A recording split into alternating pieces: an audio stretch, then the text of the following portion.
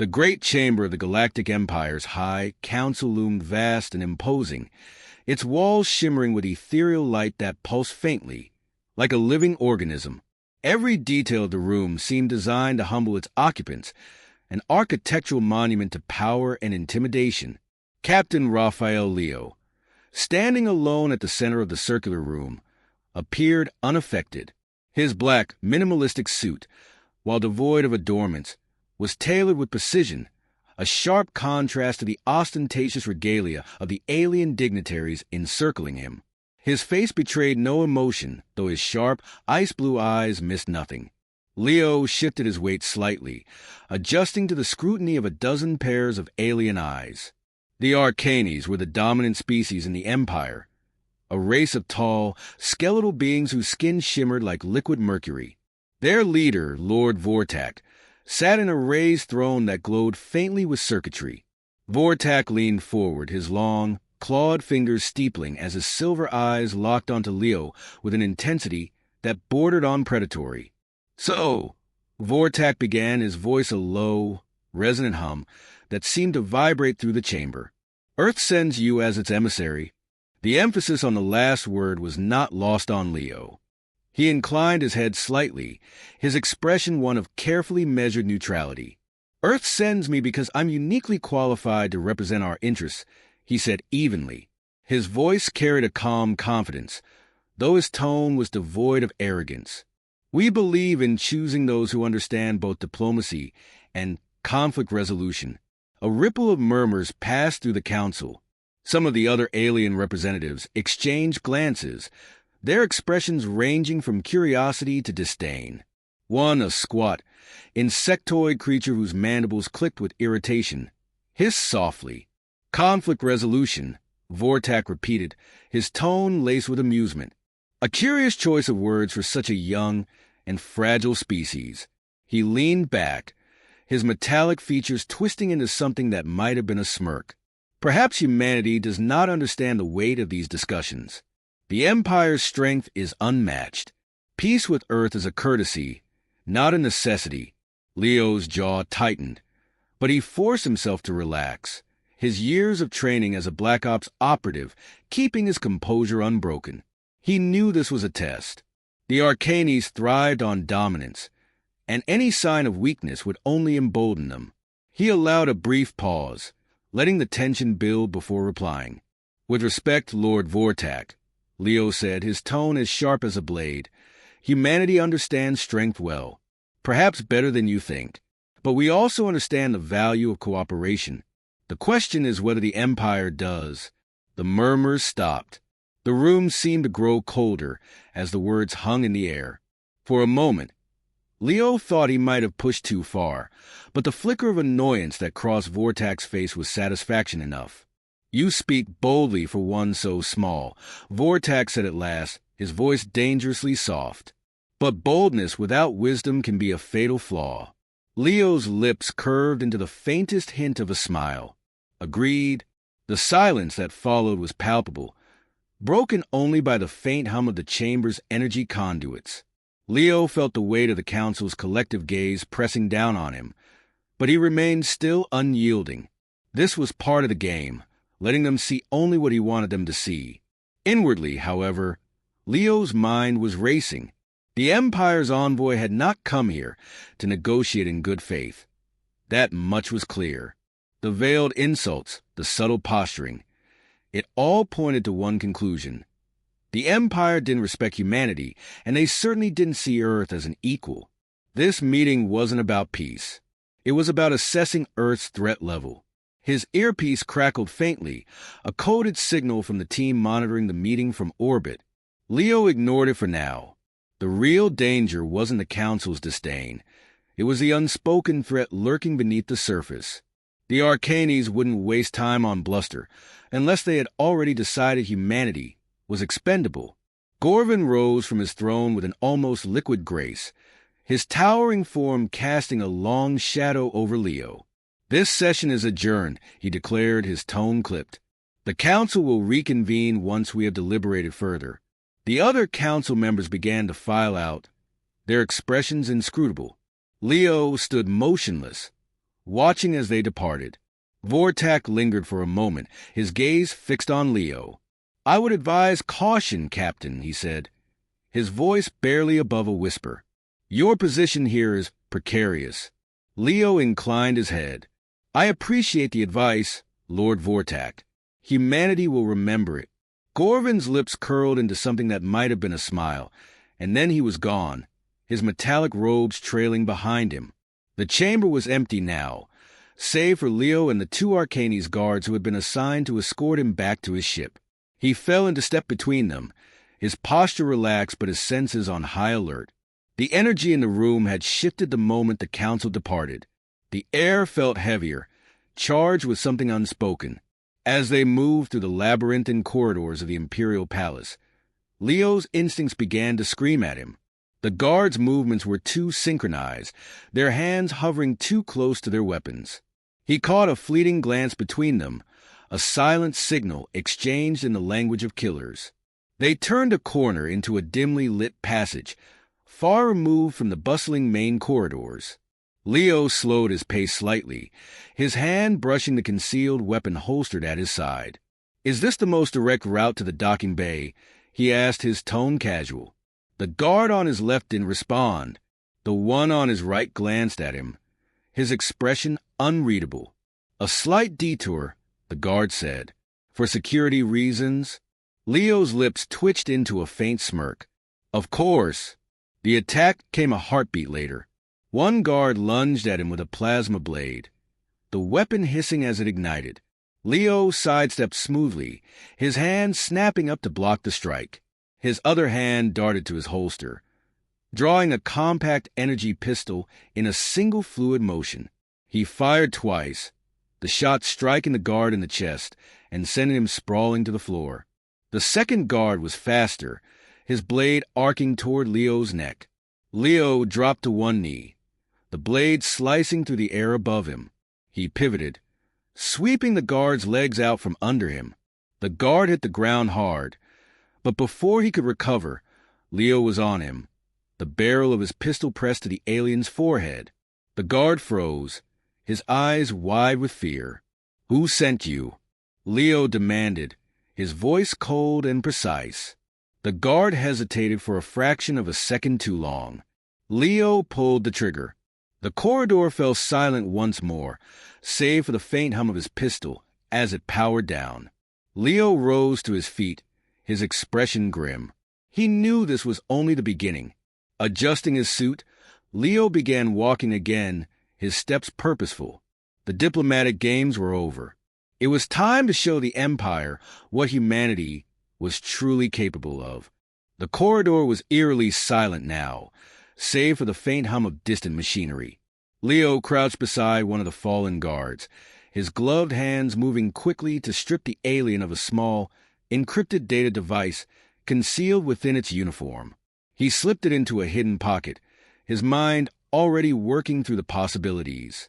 This attack wasn't random. It was calculated.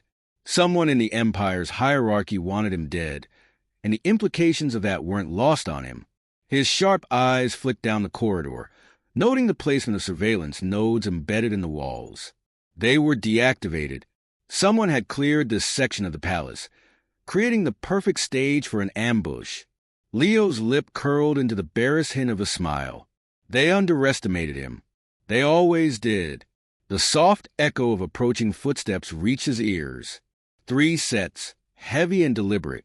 He adjusted his stance, holstering his pistol but keeping his fingers close. The first wave hadn't been the real threat. These footsteps belonged to professionals. The shadows shifted as 3 figures emerged from the end of the corridor. They were Arcanes, like the guards, but clad in sleek black armor that absorbed the dim light, their faces hidden behind opaque helmets. Imperial Deathbringers. Leo had read about them in classified intelligence files.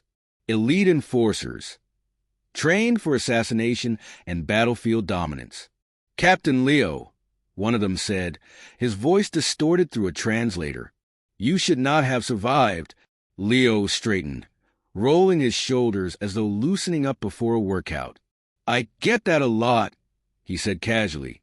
The lead Deathbringer raised a hand, signaling the others. They spread out, forming a loose triangle around Leo. He noted their movements, efficient, precise, and practiced. These weren't amateurs.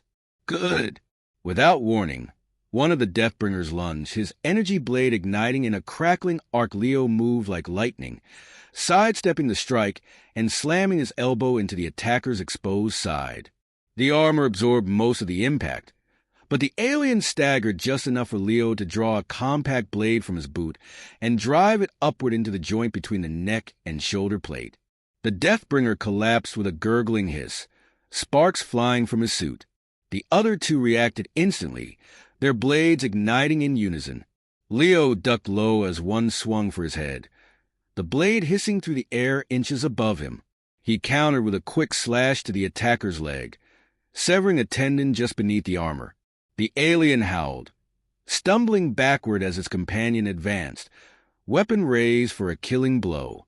Leo twisted, using the wounded Deathbringer as a shield.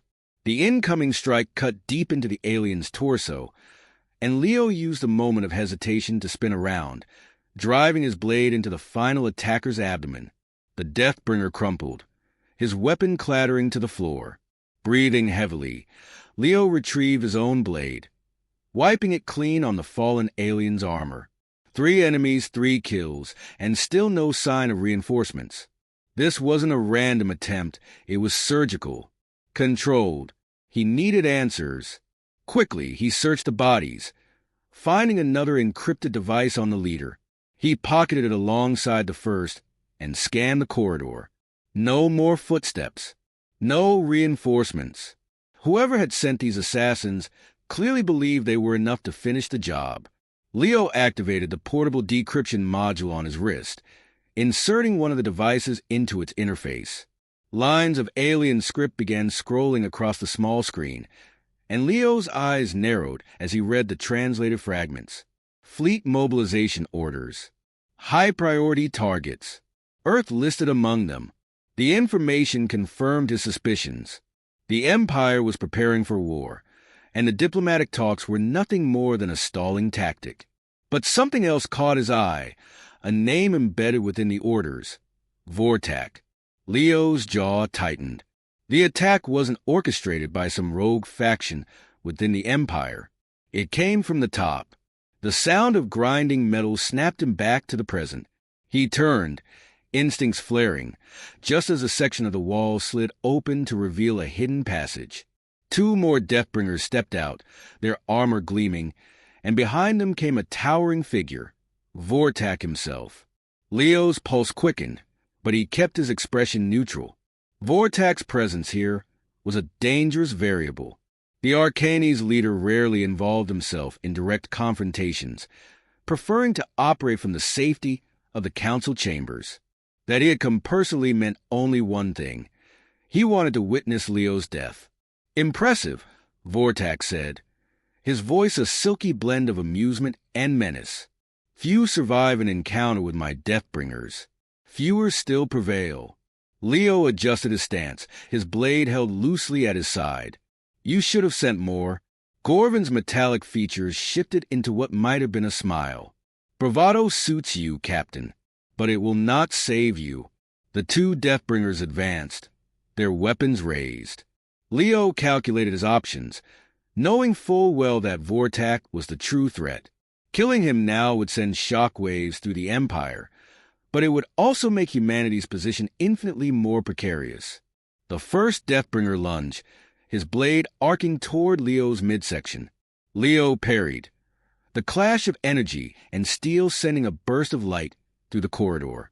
He pivoted, driving a knee into the attacker's gut before slashing upward, severing an arm at the elbow. The alien reeled, but the second was already closing in. Leo spun low, sweeping the Deathbringer's legs out from under him. As the alien fell, Leo delivered a precise strike to the neck, ending the fight in seconds. He turned to Vortak, who had not moved. The Arcanes leader's silver eyes gleamed with something almost akin to respect. You are wasted on Earth, Leo, Vortak said. Your talents could serve the Empire well. Leo wiped the blood from his blade, his gaze locked on Vortak. I'm not in the habit of working for murderers. Gorvin tilted his head unperturbed. And yet you kill with such efficiency. Tell me, Captain, how is your violence any different from ours? Leo took a step forward, his expression darkening. The difference is purpose. You kill to conquer. I kill to protect. Gorvin laughed, the sound echoing through the corridor like a metallic chime. Such noble sentiments. They will not save your people. Leo's hand moved to his belt, activating a concealed device. A low hum filled the air as the corridor's energy nodes began to overload. Vortak's expression shifted to one of surprise, then anger. Whatever you think you're doing, Vortak snarled, it will not. The explosion cut him off, a controlled detonation that sent shockwaves rippling through the structure. Leo was already moving, using the chaos to slip into the shadows. He didn't look back to see if Vortak survived. The mission was clear: escape, regroup, and prepare Earth for what was coming. As he disappeared into the maze of the Imperial Palace, Leo couldn't shake the feeling that this was only the beginning. The Empire had made its move, and now it was his turn. The room was dimly lit, its walls lined with holographic displays of star systems, tactical readouts, and endless streams of data. Leo stood in the heart of Earth's Covert Operations Command, a stark contrast to the opulence of the Galactic Empire's chambers. His crisp black uniform bore no insignia, no indication of his rank or mission. He preferred it that way. It gave nothing away, leaving others to guess, something he had learned to weaponize. Opposite him stood General Rourke, a towering figure with a shaved head and a face carved from stone. The older man's dark eyes bored into Leo as he spoke, his voice low and gravelly. "You're telling me the Empire's already mobilizing?" Rourke asked, leaning on the edge of the console. "Yes," Leo replied, his tone measured. "The summit was a smokescreen. Vortak never intended for peace. They're preparing for a full-scale assault, and Earth is at the top of their list." Rourke cursed under his breath, slamming a fist onto the console. Damn politicians. They thought a few flowery speeches and trade concessions would keep the Empire at bay. Idiots. Leo said nothing. He had no patience for politics, no interest in the machinations of diplomats who thought the galaxy could be tamed with treaties. His role was simpler and far more effective. "We need to buy time," Leo said after a moment. "The Empire's fleet isn't fully mobilized yet. They're testing the waters, looking for weaknesses. If we can stall them, even for a few weeks, we might have a chance to fortify our defenses." "And how do you propose we do that?" Rourke asked, his tone skeptical. Leo's lips curved into a faint smirk. "By playing their game." Rourke straightened, crossing his arms. "Explain." Leo moved to the console, pulling up a holographic map of the Empire's territories. He highlighted several key systems, their positions forming a strategic network around Earth's sector. "Vortak is arrogant, but he's not stupid. The Empire relies on its image of invincibility to keep its member species in line. If we exploit that, we can force them into a position where they need to save face." Rourke raised an eyebrow. "You want to bluff them?" "Not just bluff," Leo said. "I want to provoke them subtly. We leak intelligence, fake troop movements, and spread disinformation through their channels. Make them think we've already allied with other species, that Earth has hidden military capabilities they didn't anticipate. It'll force them to hesitate, to reassess their plans." Rourke rubbed his chin thoughtfully. "Risky, if they see through it." "They won't," Leo interrupted. "Vortak's pride won't allow him to admit he doesn't have the full picture. He'll stall, try to outmaneuver us diplomatically while buying time to confirm the intel. And that's when we hit back." The general's eyes narrowed. "Hit back how?" Leo's expression darkened, his voice dropping. "We target their supply lines, their communications relays. Small, surgical strikes, just enough to make them bleed without provoking all-out war. If we do it right, they'll think it's internal dissent, a rebellion within their own ranks. Rourke studied him for a long moment, then nodded slowly. All right, you have my authorization. But understand this, Leo. If this backfires, there won't be a second chance. I don't need one, Leo replied. The following days passed in a blur of preparation. Leo worked tirelessly, coordinating with Earth's top intelligence operatives and strategists. False data was fed into the Empire's networks through carefully constructed channels, while covert teams began assembling for the strikes Leo had outlined. Meanwhile, Leo returned to the diplomatic arena, where his skills in deception and manipulation were put to the ultimate test.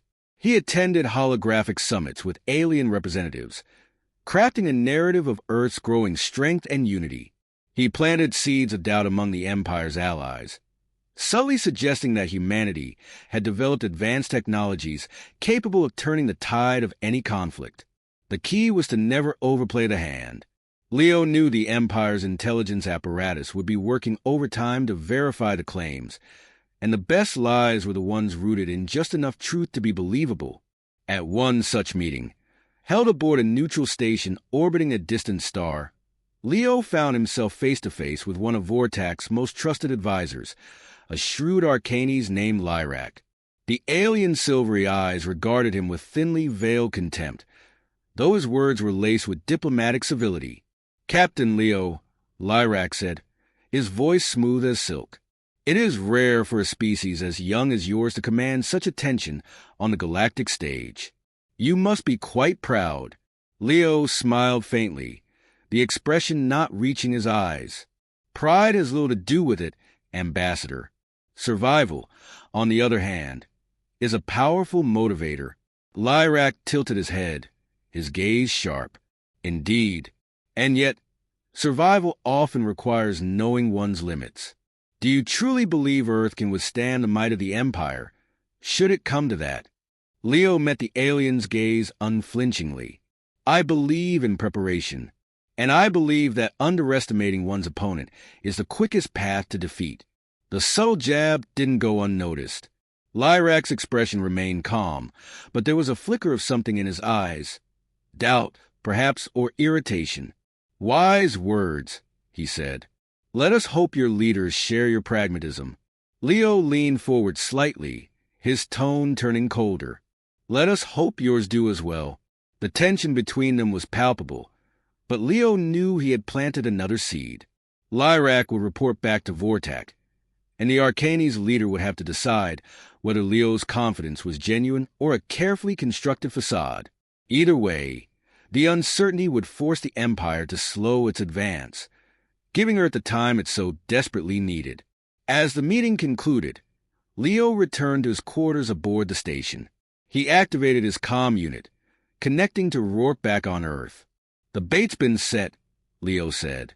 Now we see if they bite. And if they don't, Rourke asked. Leo's jaw tightened. Then we make them. The line went dead, and Leo sat back in his chair, his mind already racing ahead. The game was far from over, but every move brought him closer to the endgame. He just had to make sure it was the Empire that blinked first. The stars stretched endlessly beyond the viewport, cold and indifferent to the games of power and survival being played beneath their light.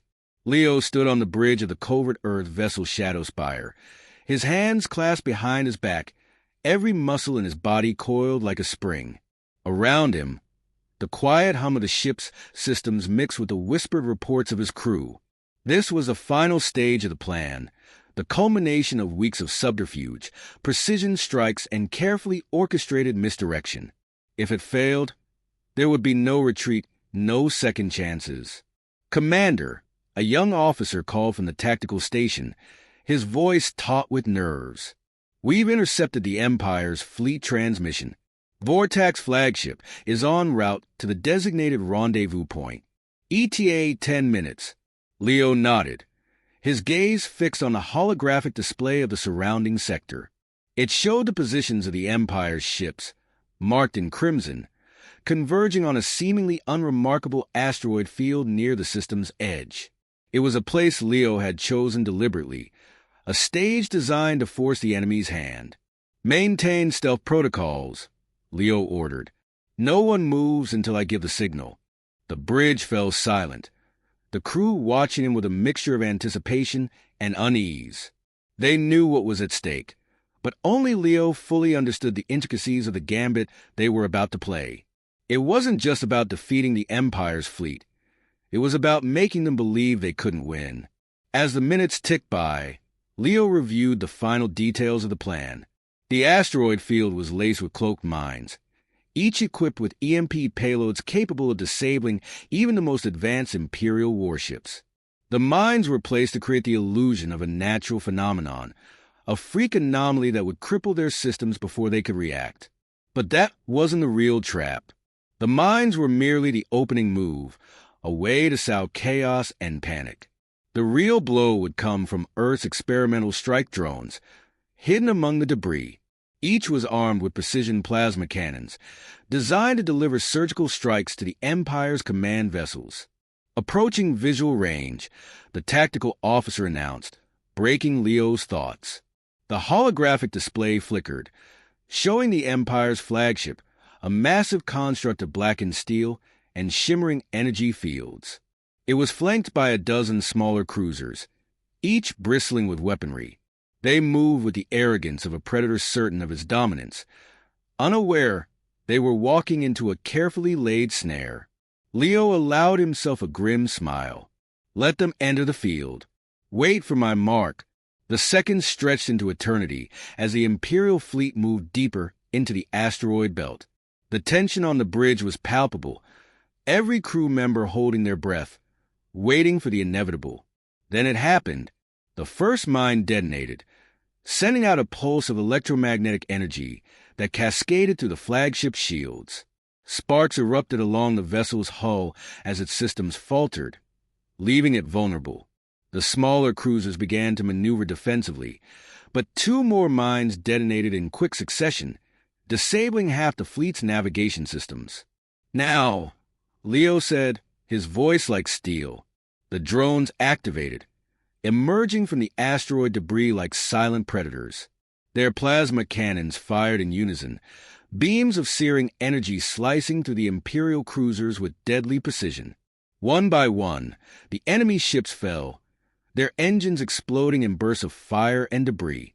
On the bridge of the Shadow Spire, Leo watched it all with cold efficiency.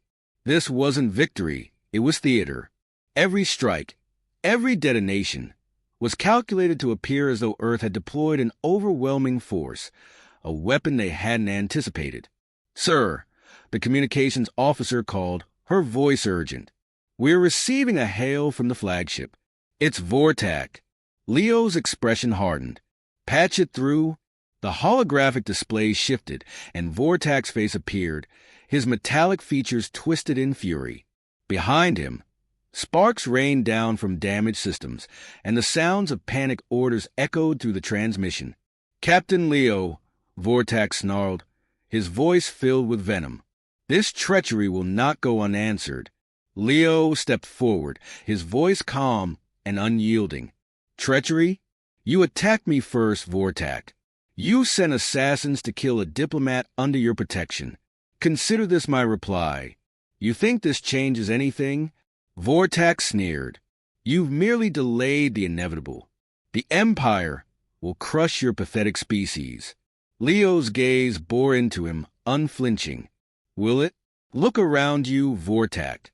Your fleet is in ruins, and your flagship is moments away from total shutdown. How many more of your ships do you think we'll spare?